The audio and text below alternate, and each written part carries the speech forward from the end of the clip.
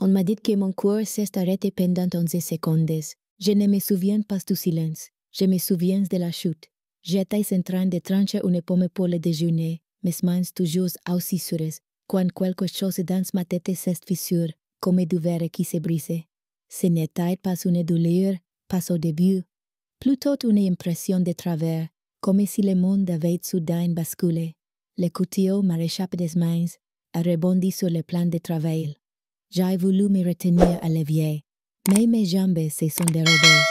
Le sol est arrivé trop vite, puis plus rien, juste du blanc, du froid. Ensuite, les machines. Quand j'ai repris conscience, j'étais dans une chambre inondée de lumière et de bruit mécanique, des tubes dans les bras, une aiguille plantée dans les poignets, une machine qui cadrait ma respiration. J'ai essayé de parler, mais le son sortait de travers. Je ne pouvais pas bouger la main droite. Ma langue était lourde, comme si elle ne m'appartenait plus. Une infirmière s'est penchée vers moi avec un sourire doux. Elle a dit: « Vous êtes en sécurité, Madame Rousseau. Vous êtes en soins intensifs. Vous avez fait un AVC, mais vous êtes là. Vous avez tenu bon. » Elle m'a tendu un papier plié soigneusement en trois. Mon prénom était tapé en gras en haut, comme si j'étais une inconnue. Qu'était un mot de ma fille? Pas d'appel, pas de visage, juste quelques lignes. Maman, tout va bien. On est Biarritz pour la semaine. On revient bientôt. Bisous, Elise, que t'es-tu? Je m'appelle Gabrielle Rousseau. J'ai 73 ans et il y a 9 jours, mon cœur s'est arrêté pendant 11 secondes. Je suis revenue à la vie seule dans un lit d'hôpital, sans personne à mes côtés, avec une note à la place de ma famille. Et au fil des 9 jours suivants, j'allais découvrir quelque chose de bien plus terrible que la mort. Ils avaient commencé à m'effacer, tranquillement, pendant qu'ils regardaient la mer. Et moi, je les ai laissés croire qu'ils pouvaient. Les jours passés en soins intensifs ne ressemblaient pas à des jours. Il n'y avait ni lever de soleil, ni fenêtre, ni bruit de vie au-delà du bip régulier des machines et des passe-fouters des infirmières. Les dalles blanches au plafond restaient les mêmes, impassibles. Même l'éclairage semblait ne jamais varier. La nuit, ils tamisaient les lampes, mais ils ne faisaient jamais vraiment sombre. Sous le monde plus calme, je ne pouvais pas parler au début. Ma bouche s'agitait, mais les sons sortaient en brises incomplètes. J'étais consciente de mon propre corps comme un laisse d'un bleu douloureux, sensible capricieux. Ma main droite restait figée, rigide. Quand j'essayais de bouger les doigts, ils ne faisaient que frémir. Une infirmière venait vérifier mes constantes toutes les quelques heures, souriante comme si tout allait bien. Elle s'appelait Maïwen. Elle apportait des lingettes tièdes, replaçait l'oreille et me parlait doucement pendant ses gestes. Mais elle ne m'a jamais demandé si ma famille allait venir. Elle connaissait déjà la réponse. Personne n'a appelé, personne n'est pas me voir, ni le premier jour, ni le 12e, ni le 3e. Le modélis restait posé sur la tablette à côté de mon lit. J'ai demandé à Maïwen de me le relire, juste pour être sûre que je n'avais pas mal compris. Elle l'a repris délicatement, a relu les mots, puis m'a demandé si je voulais qu'elle les appelle. J'ai essayé d'acquiescer, mais mon cou ne m'obéissait pas encore. Elle a dit qu'elle essayerait. Je ne l'ai jamais entendu s'atteler. Allongée là, j'avais trop de temps pour penser. Mon esprit fonctionnait encore, lentement mais clairement. Je me souvenais de la voix d'Elise, un mois plus tôt, au téléphone, qui suggérait gentiment que je regarde quelques résidences seniors dont elle avait entendu parler. Ils font des activités chaque semaine et il y a du personnel en continu, avait-elle dit. Tu ne seras plus jamais seule. Je lui avais répondu que jamais être seule. Elle ne m'avait pas entendu. Je pensais aussi à Vincent, son mari. Toujours poli, toujours trop soigneux, avec ses regards comptables. C'est lui qui s'était occupé de ma déclaration d'impôt ce printemps. Il m'avait dit qu'il fallait tout centraliser, simplifier, comme que Elise peut t'aider et tout le monde est tranquille. Sur le moment, qu'apparaissait logique. Maintenant, que sonnait comme un plan. Le plus étrange dans ces premiers jours, ce n'était pas la solitude, qu'était de voir à quel point le monde tournait sans moi. La chambre restait figée, alors que le temps continuait sa course aileuse. Je les imaginais sur la plage riant, distribuant la crème solaire, un verre à la main. Je voyais presque Elise lever le visage vers le soleil, son téléphone enfoui sous une serviette, les messagers ignorés. Au bout du 4e jour, le silence change de nature. Il s'est ancré sous ma peau. Je n'ai plus attendu de passer dans les couloirs. Je n'ai plus regardé la porte. J'ai compté les secondes entre chaque bip du moniteur. Et dans ces rythmes calmes, réguliers, j'ai pris une décision que je n'ai dite à personne. Je ne les appellerai pas non plus. La 3e nuit. Une infirmière que je n'avais jamais vue auparavant est entrée dans la chambre. Elle s'appelait Lila. Je l'ai deviné son badge, qu'elle avait accroché de travers. Elle semblait plus jeune, moins assurée. Elle s'est occupée de ma perfusion avec soin, mais en repartant, elle a oublié de refermer le dossier médical au pied de mon lit. Je l'ai fixe longtemps, ces dossiers entrouverts, posent juste à portée de main. Je savais ce qu'ils contenaient. Des notes cliniques, des relevés de constantes, peut-être des remarques sur ma récupération. Rien d'intéressant, à première vue, mais quelque chose en moi insistait. J'ai tendu ma main gauche, la seule et encore fiable, et je l'ai tirée doucement vers moi. Mes doigts tremblants, maladroits avec les bandages. J'ai utilisé mon coup de peau tourner la couverture. Mon nom était là, inscrit en lettres capitales. Ma date de naissance, le lieu de mon admission, puis une série de lignes sèches, impersonnelles. Déficit moteur, troubles de la parole, possibilité de récupération partielle. J'ai lu lentement, ligne par ligne, en silence, jusqu'à ce que je tombe sur un nom qui me coupe la respiration. Elise Dufresne, ma fille, elle était mentionnée à côté d'un encadré. Activation du mandat de protection future. La date était celle du lendemain de mon hospitalisation. Le fameux document que j'avais signé il y a des années après le décès de mon mari. À l'époque, Elise m'avait rassurée, c'est juste au cas où, maman, c'est ce que tout le monde fait. Elle y avait pris ma main, j'avais fait confiance, et maintenant, elle avait déclenché ses pouvoirs sans même parler. Un peu plus basse, une autre note indiquait qu'elle avait rencontré l'assistante sociale de l'hôpital. Préparation au transfert vers un établissement adapté. Qu'était formulé froidement, sans nuance. Pas si nécessaire. Pas selon évolution. Non, qu'était une décision. J'ai refermé le dossier lentement, le faisant glisser à sa place juste avant que Lila ne revienne. Elle n'a rien vu. Elle m'a demandé si je voulais un verre d'eau. J'ai répondu par un signe de tête faible, comme si je n'avais rien compris. Elle a replacé mon oreille, m'a appelée courageuse et est repartie. Une fois seule, j'ai fermé les yeux, non pas par fatigue, mais par lucidité. Ils croyaient que je ne comprenais rien, que je ne pouvais ni lire ni réfléchir, que j'étais devenu un corps à déplacer, une absence à guérir. Mais j'avais tout lu, et surtout, j'avais tout compris. Ils avaient le papier, la signature, et ma maison à portée de main. Je pouvais presque entendre les placards qu'on ouvrait, mais ils avaient commis une erreur. Ils avaient cru que je ne me révélerais jamais. Au 5e jour, j'avais cessé de faire semblant d'être confuse. Je laissais les infirmières croire que je flottais encore dans une brume. Je tournais la tête lentement, répondais par des gestes vagues. Je hochais doucement quand on me parlait, comme si les mots avaient besoin de temps pour m'atteindre. Mais à l'intérieur, j'observais, je retenais, je reliais les fils qu'on pensait ma voix arrachée. La télévision accrochée au mur restait allumée en continu, diffusant des émissions culinaires ou les actualités régionales. Personne ne changeait de chaîne. Un matin, un reportage sur la côte basque attire mon attention. On y montrait la plage de la grande plage à Biarritz, des enfants jouant dans les vagues, des couples sirotant des boissons sur une terrasse ensoleillée. Le commentaire évoquait la douceur de vivre et le charme de l'Atlantique. J'ai senti quelque chose s'éteindre en moi. Je pouvais presque entendre Elise dire « C'est juste un petit séjour. Vincent a tout organisé.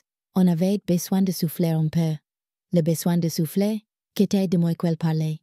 Je les imaginais en train de défaire leurs valises dans une chambre d'hôtel donnant sur l'océan. Peut-être celle qu'Elise m'avait montrée l'hiver dernier, avec des photos sur son téléphone, parlant d'un spa intégré, des petits déjeuners sur le balcon. Je te mènerai un jour, avait-elle dit, mais elle savait que je n'aimais pas voyager, ni l'avion, ni la foule, qui était son monde à elle, et aujourd'hui, elle y était bien installée, sans moi. Pendant ces temps, dans mon dos, tout avant-caille, ils devaient se préparer à vendre la maison. Peut-être même qu'un agent immobilier l'avait déjà visité.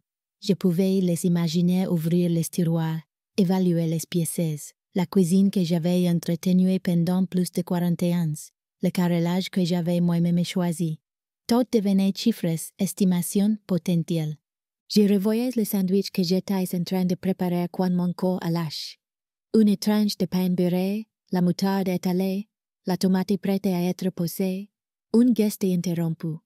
Qu'est-ce dans ces vies qu'ils sont décidés? Ils ont enclenché le processus. Pas de panique, pas de consultation. Juste une transition. Comme ils disent, lisse, contrôlée. Et que est là, finalement, le plus violent, leur efficacité. Comme s'ils l'avaient planifié depuis longtemps.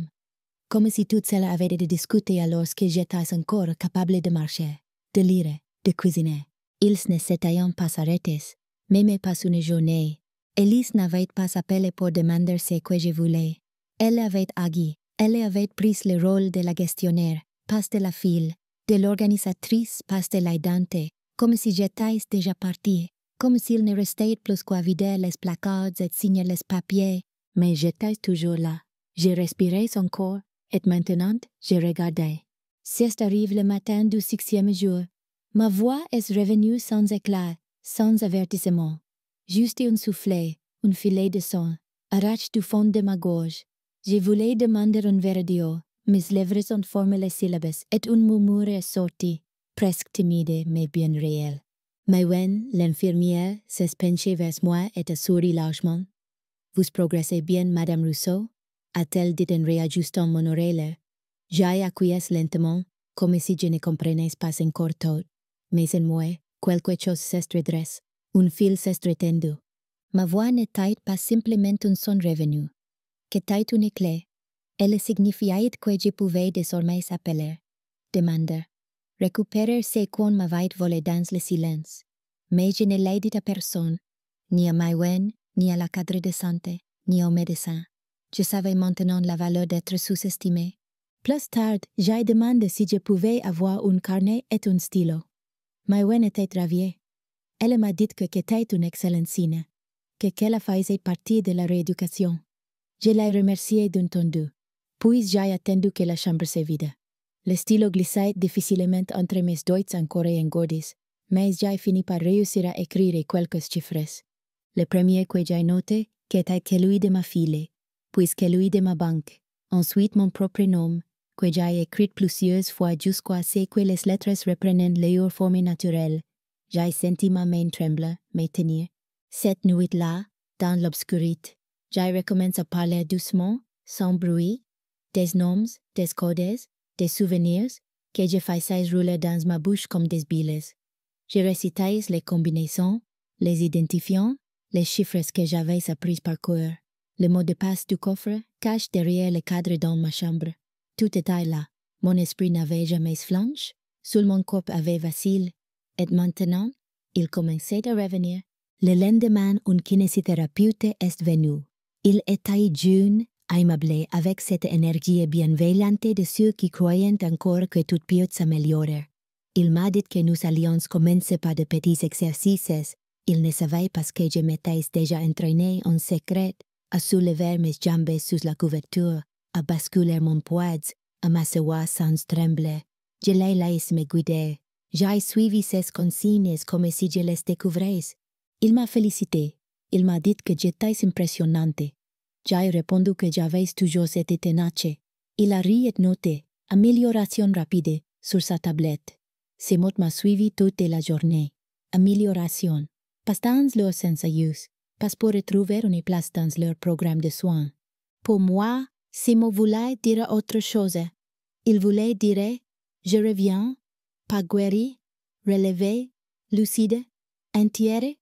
Au 9e jour, on m'a autorisé à sortir, pas de fleurs, pas de bras tendus, juste une feuille signée à la hâte par un médecin que je n'avais vu qu'une fois, et une bénévole de l'hôpital qui m'a conduite en fauteuil roulant jusqu'à l'entrée comme un livre en colis, J'ai demandé si quelqu'un venait me chercher. Elle a consulté une liste et m'a répondu avec un sourire poli. Non, Madame Rousseau, personne de noter. Vous souhaitez qu'on vous commande un taxi. J'ai hoché la tête. Ma voix était revenue, mais je n'avais pas envie de m'en servir. Le chauffeur m'a demandé mon adresse. Je la lui ai donnée doucement, en détachant bien chaque mot. La route jusqu'à chez moi m'a paru longue, même si les rues me semblaient familières. Tout était trop net, trop précis. Chaque feu rouge, chaque façade m'agressait les yeux. Quand la voiture a tourné sur mon avenue, j'ai senti une étrange pression dans la poitrine. Les arbres étaient les mêmes, les volets basses, les haillers bien taillées. Mais quelque chose en moi savait déjà. Devant la maison, j'ai pris mes clés. Le chauffeur attendait patiemment, moteur tournant. J'ai monté les marches. J'ai glissé la clé dans la serrure. Rien, j'ai tourné encore. Le métal refusait d'entrer jusqu'au bout. J'ai essayé une deuxième fois, une peu plus forte. Toujours rien. Je me suis figé, j'ai sonné, par automatisme, sans trop y croire. Personne n'a répondu. Les rideaux étaient tirés, les volets fermés. Le silence derrière la porte avait une épaisseur étrange. Je me suis assise lentement sur la marche. Le taxi est reparti sans un mot. Mes jambes étaient lourdes, mes mains tremblaient. Au bout d'un quart d'heure, Jeanne, ma voisine, est sortie chercher son courrier. Elle m'a vu et s'est précipitée. Gabriel, bon sang, vous êtes là? Mais, Elise nous avait dit que vous étiez en maison spécialisée maintenant. Je n'ai pas répondu tout de suite. Elle a hésité, puis a sorti une enveloppe de sa poche.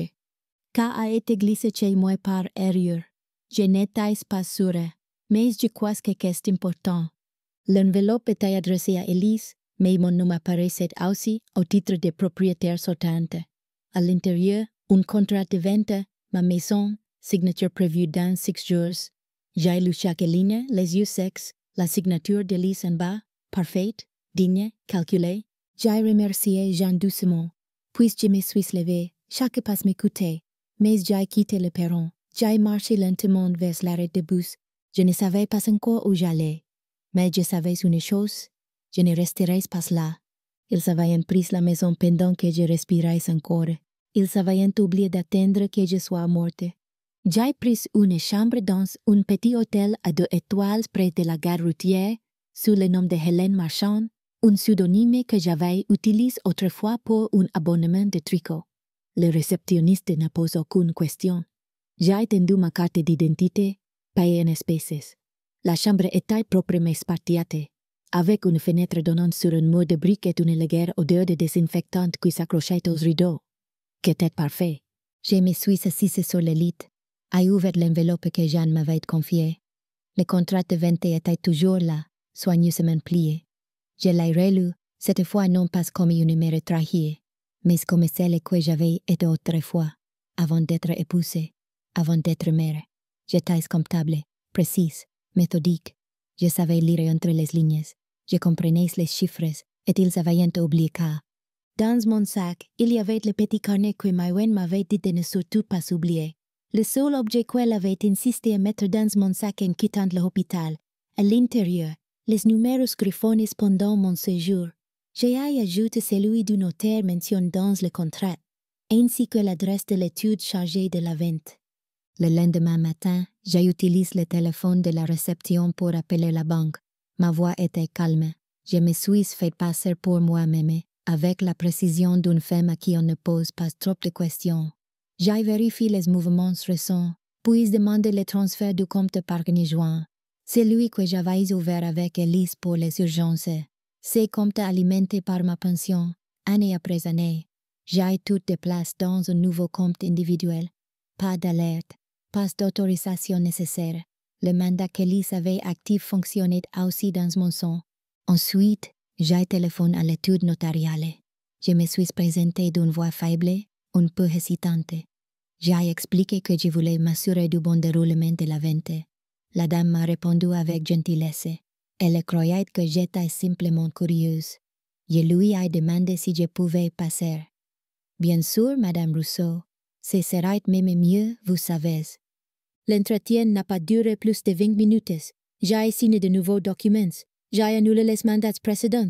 C'était encore mon nom sur le titre de propriété. Rien n'était final tant que l'acte n'était pas enregistré. Puis j'ai contacté un ancien collègue devenu agent immobilier à la retraite. Il m'aimait bien. Il a accepté de m'aider. On a listé la maison sous mon seul nom. Vente rapide, paiement comptant uniquement. J'ai ajouté une clause.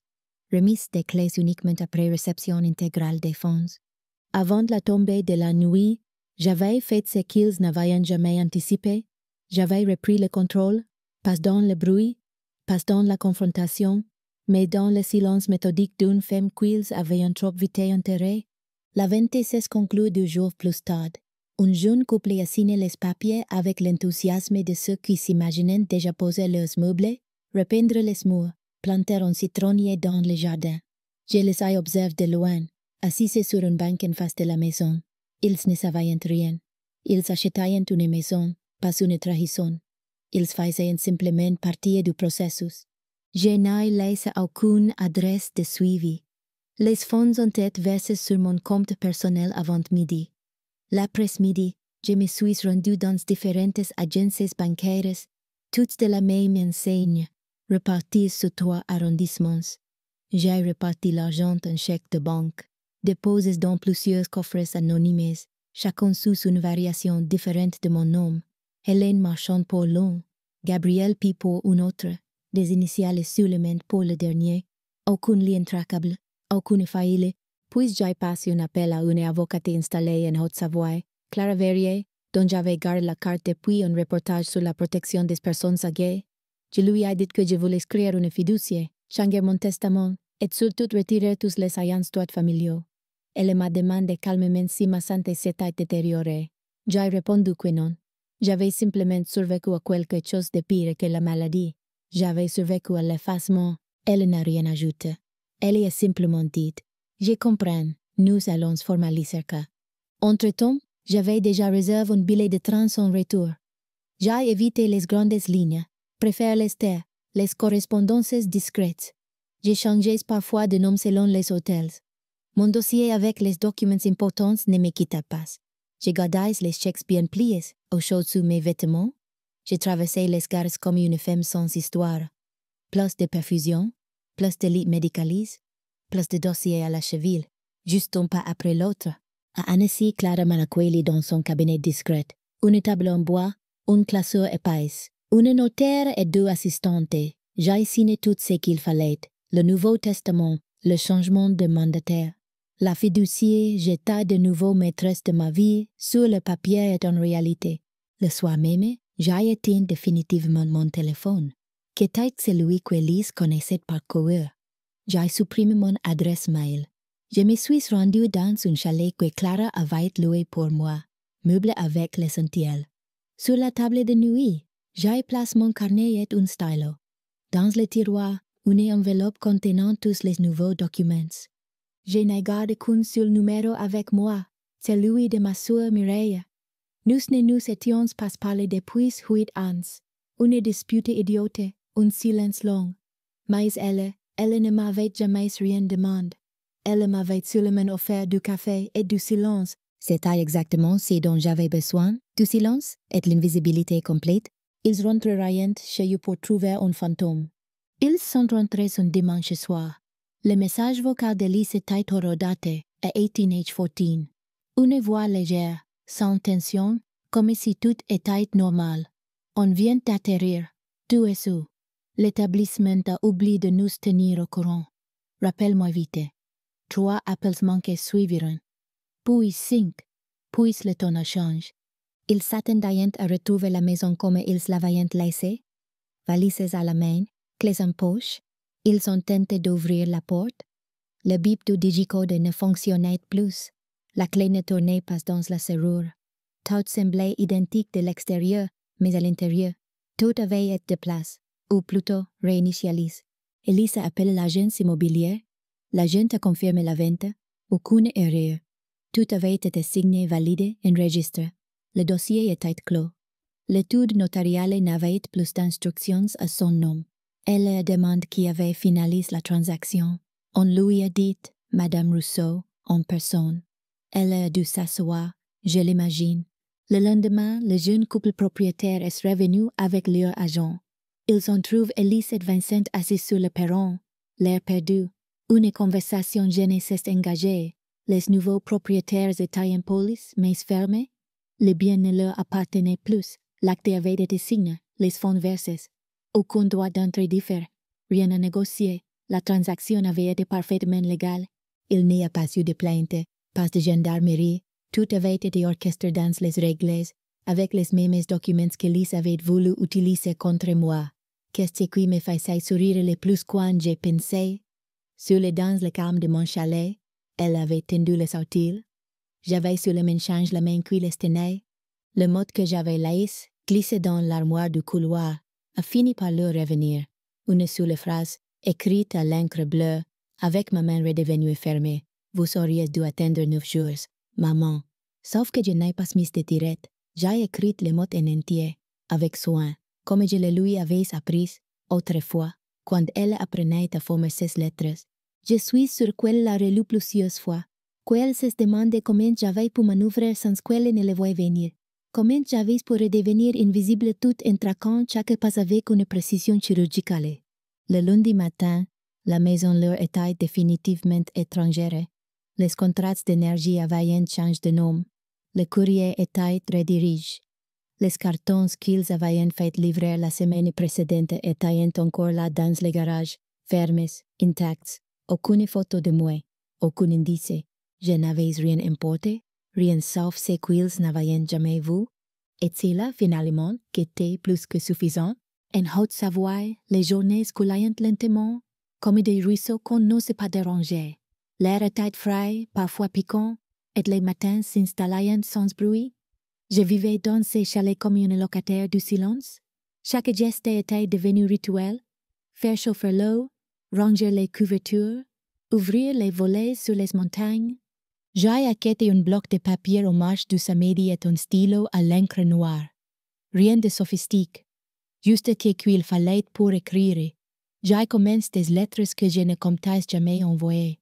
Une pour Elise, une autre pour Vincent, et une dernière pour Léo, mon petit-fils, celui qui m'appelait Mamie Gabi avec une tendresse désarmante.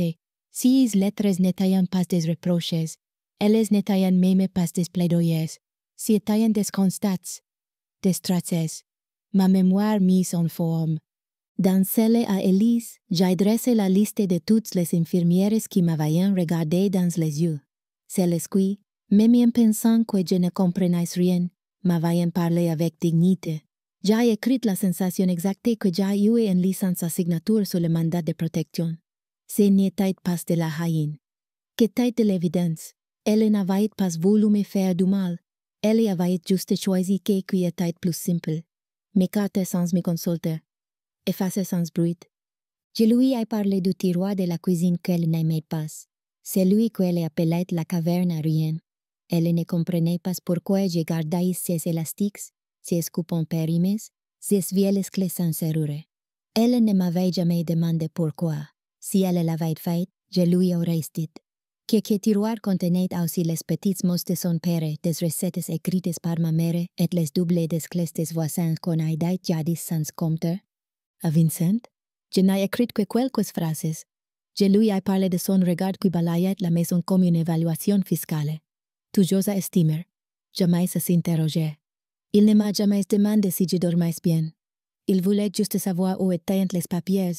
Le reste ne comptait pas. À Léo, j'ai écrit autrement. J'ai parlé de ses moustaches de chocolat chaud, de ses dessins de dinosaures à la tête disproportionnée. Je lui ai dit que je ne lui en voulais pas de m'avoir oublié. Il était jeune, son monde était faconné par ceux qui parlaient le plus fort. J'espérais qu'un jour, il se souviendrait que je ne haussais jamais la voix, que je restais là, que j'attendais simplement qu'on m'écoute. Ces lettres sont rangées dans un tiroir, bien pliées. Elles ne seront jamais envoyées. Ce n'était pas leur but. Elles étaient pour moi, pour celles qu'on avait prétendu ne plus voir. En les écrivant, je me suis redevenue réelle. Pas pour eux, pour moi. Les jours en trouvent leur cadence. Je me levais tôt, préparais du café dans une petite cafetière en mail posée sur le gaz. semblable à celle que j'utilisais après la mort de mon mari. Il n'y avait aucun bruit, si que n'est le grésillement discret du radiateur et parfois le craquement du bois sous les sabots d'un chevreuil qui passait en lisière. Je marchais lentement dans le chalet, sans but précis, sans attente. Chaque matin, je sortais marcher. Au début seulement jusqu'au bout du sentier, puis un peu plus loin, vers les sapins. L'air était vif propre, coupant parfois. Il avait ce pouvoir d'effacer les pensées trop lourdes. Je croisais rarement quelqu'un. Mon téléphone restait éteint dans un tiroir. À l'intérieur, j'avais glissé aussi une écharpe pliée et une petite boîte de pastilles à la menthe. Qu'était tout ce que je possédais encore de mon ancienne vie? En ville, on me connaissait uniquement sous le nom d'Hélène.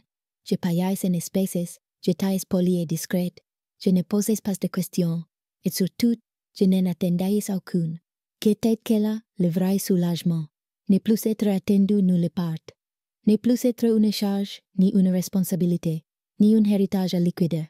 J'étais juste une femme, invisible par choix. Parfois, je pensais à ce qu'ils faisaient. Elise devait avoir compris. Elle avait dû appeler la banque, découvrir que les comptes étaient vides, que le mandat était devenu inactif, que tout avait changé. La maison n'était plus à son nom, ni au sien. Il n'y avait plus rien à contester.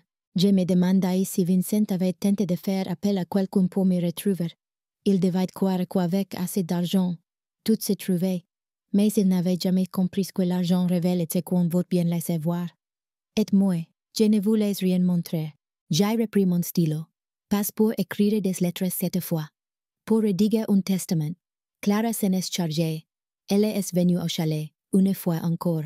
Nous avons rempli les papiers. Aucun membre de la famille n'y figurait. Tout irait à une association d'aide aux femmes âgées isolées. Une partie serait dédiée à une bourse pour de jeunes étudiantes en comptabilité. Une boucle, une cohérence retrouvée. J'offrais que j'étais pas ce qu'on avait essayé de faire de moi. Le soir, je posais une bougie sur la table et l'allumais.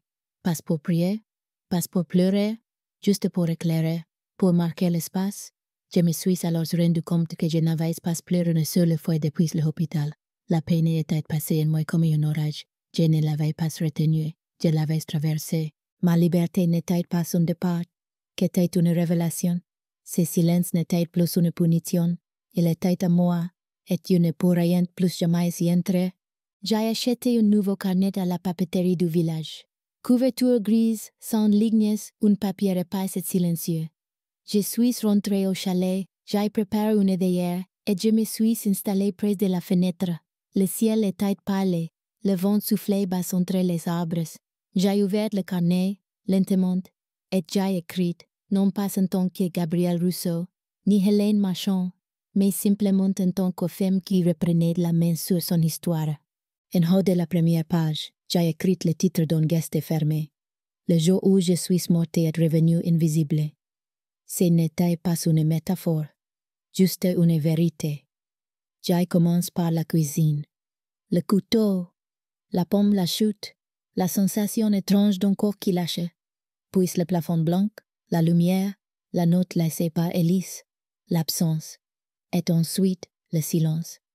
Page après page, j'ai déroulé ce qu'ils ne sauraient jamais raconter, pas pour me venger, pas pour être cru, mais pour qu'il existe quelque part une version complète, la mienne. Celle où ils étaient partis en vacances pendant que j'étais sous perfusion. Celle où ils avaient enclenché les procédures avant même que je ne retrouve l'usage de ma main. J'ai écrit les noms, les dates, les gestes des infirmières, les silences qu'on m'a imposés, la manière dont j'ai reconquis mon corps, jour après jour, centimètre par centimètre. J'ai tout couché sur le papier, non pas pour la postérité, mais pour l'équilibre, pour que ce que j'ai vécu ne soit pas effacé à son tour. Je n'ai pas écrit ce que j'ai perdu, j'ai écrit ce que j'ai conservé, ma respiration, ma mémoire, ma rigueur, ces fonds en moi qui ne s'étaient jamais éteintes, même quand ma voix avait disparu. J'ai écrit jusqu'à ce que la lumière baisse, jusqu'à ce que l'ombre vienne s'allonger sur la table. Puis j'ai refermé le carnet et je l'ai glissé dans le tiroir sous l'évier. Il n'est pas caché, il est simplement là en attente. Ce soir-là, je suis sortie, Les étoiles étaient nettes, découpées dans le ciel noir. Une renarde traverse le chemin sans bruit. Je n'ai rien cherché, je n'avais plus rien à fuir, plus rien à prouver, seulement une paix minérale solide, dans le fait d'avoir survécu non seulement à une AVC, mais à une disparition douce, orchestrée, presque administrative. Peut-être parleront-ils de moi un jour. Confus, pleins de regrets. Peut-être qu'Elise s'assiera devant quelqu'un et dira qu'elle ne comprend pas ce qui se passe. Mais elle n'aura jamais la bonne version. Car la vraie histoire, celle qui comptait, ne leur appartenait pas. Ils m'avaient raillé, mais moi je m'étais recrité.